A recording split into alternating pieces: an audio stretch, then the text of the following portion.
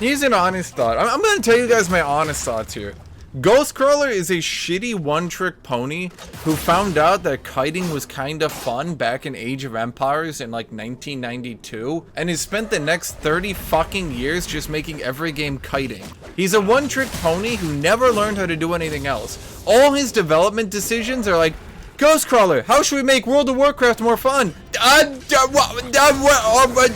if there was more kiting in the game? And then he puts more kiting in the game, and everyone's like, Frost mages are overpowered. This isn't fun. And he's like, Dad, shit, they figured it out. I quit. I'm on League of Legends now. Then he goes to League of Legends. He's like, oh, Ghostcrawler, how are we gonna make League of Legends more fun? Let's add more kiting to the game. Ghostcrawler, kiting isn't fun. I quit. I'm moving to another game now. Like, actually stop to think about this for a second, Twitch chat. What has Ghostcrawler done? Like, what mechanically has he added to a game that hasn't just been various ways to add kiting? That's all he ever does. He just adds more and more kiting to a game, and then pretends that somehow he's made it more fun and interesting. That's it. That's all he ever fucking does. He's never come. He's a fucking one-trick pony. Yeah, think of it this way. What was Ghostcrawler's last big fuckery to World of Warcraft? We're making feral druids no longer able to remove roots. Okay, Ghostcrawler. How has that made the game more fun except to allow more kiting? I quit for League of Legends. Here's Ghostcrawler. How does this relate to my ability to kite a melee champion using very simplistic mechanics? And to be honest, everything is balanced from the perspective of a range. In League of Legends, under Ghostcrawler, the dipshit one-trick pony kite champion, the champion of kiting is all skill, melee champions are skillless, and range champions are the best champions ever. Everything is balanced from the perspective of, how does this affect my ability to kite? Omen loses its movement speed slow. Champions like Shyvana pretty much disappear from competitive play. Deadman's Plate gets added to the game. If you slow or root them, it removes the movement speed. So a good player can permanently kite it out. If you buy an anti-kite gap closer item, okay? You buy this item for the express intention of, this item will get me into range. And the counter to the item that gets you into range is to kite it. That's how you beat it. Does that make any sense? Does that make any sense? It doesn't do anything else. It gives you health, armor, ability to get into range. That's it. It doesn't do anything else. Oh, it gives you 100 damage. Ooh. Yeah, and then compare it to what they did with Righteous Glory. Eventually they were like, we don't like Deadman's, but we like Righteous Glory. And I'm like, okay, but wait, Righteous Glory is just straight up better in every way. There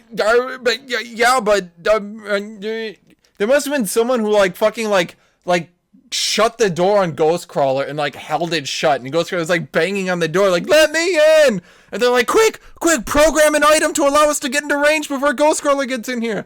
And Ghostcrawler's banging on the door that better not be an item to get you into range against range champions. Shouldn't you know? Kiting is the most skilled thing you can do. No, but seriously, it's like everything is about kiting. Why aren't there, okay, now actually hear me out on this. Why aren't there more champions like Urgot who kite, but in a way that isn't completely fucking feast or famine? Urgot kites, but he kites in a way that you're constantly getting in range, out of range, stuff like that. When Urgot kites, it's a back and forth where both champions are taking damage, but when a champion like Caitlyn kites, if you touch her, she blows up and dies in one hit. If she kites you, she just full health combos you and kills you. There's no in between.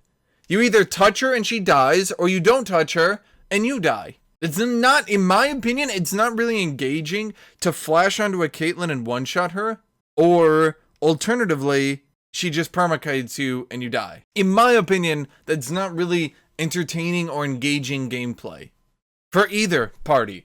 It doesn't feel good for the Caitlyn to be one-shot, and it doesn't feel good for me to be unable to touch her if she actually has kiting. How is it engaging to fight a champion like Kai'Sa, who not only can kite, not only can go immune, not only can teleport away from you, but also gets a giant fucking shield, so now you can't even one-shot her. And shockingly, she's been broken since she was released. I mean, the way I put it, The game should have been balanced from the perspective that a champion right-clicking you could eventually get into range. That a champion who just right-clicks you and walks away could eventually get into range. The gameplay should be the ranged champion wants to do as much damage and use as many abilities to kite as possible before the melee champion gets into range. The melee champion, in turn, should be trying to minimize the damage they take and get into range as close as possible. As fast as possible. It shouldn't be that the ranged champion has to permakite, and if they don't, they explode, but they also have the ability to permakite forever. I mean, even if you look at a game like World of Warcraft, before it got Ghostcrawler's grubby mitts all over it, let's look at like Season 1, no, well, Season 1 was pretty, let's look at like Season 2, 3, and 4, right? There was constantly people getting into range, out of range, into range. It was about maximizing the damage you dealt while you were in range, then being kited out of range, and trying to minimize the amount of damage you took while you were out of range in World of Warcraft. Then Ghostcrawler got on it, and he's like, no, Frost Mages kite forever. That's so much more fun. It was not. In fact, Twitch chat, more fun. In fact, it was less fun. That's exactly it. If you look at a juggernaut like Darius, right? His entire shtick is minimizing the damage he takes when out of range, then killing you when you're in range. But instead of like having a back and forth where maybe he gets you in range, then he's trying to keep you in range and kill you before you kill him, it's more so like, right now Darius's balance is, if he touches you, you pretty much just blow up into a billion pieces.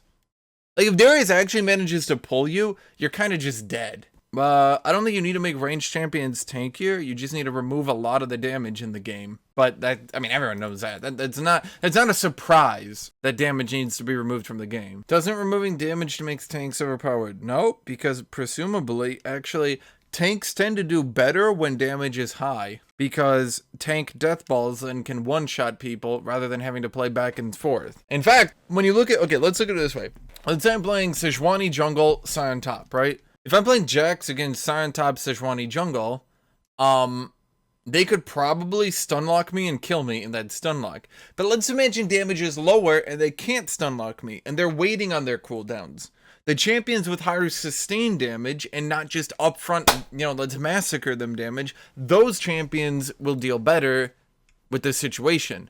So Conqueror Jax will do better if damage is lower.